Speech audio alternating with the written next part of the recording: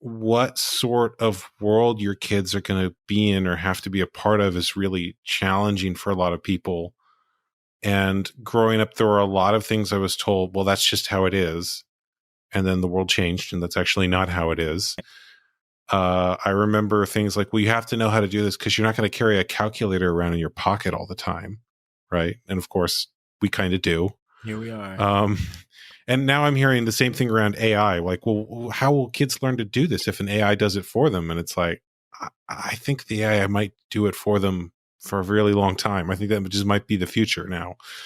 And there's also things where I've even seen emotional expectations placed on people that have changed. Like, well, you have to learn how to suck it up and never show emotion because you're a man. And it's like, well, the standards around that might be changing a little bit too.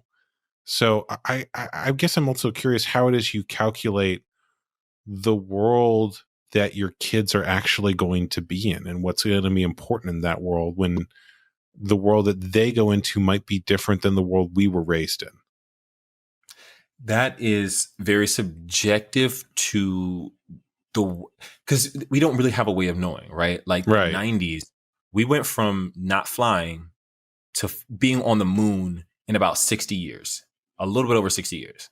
And then from being on the moon to having AI to going interstellar to we went from having the amount of information that it took to get a man on the moon was about 8 megabits to having 2 terabytes worth of data in the size of my phone. We're using more data to record this podcast than it took to put someone on the moon. Then they had to get to the moon. Yeah.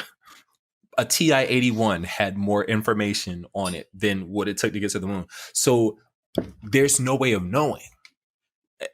There's no way. But we do know what got us this far.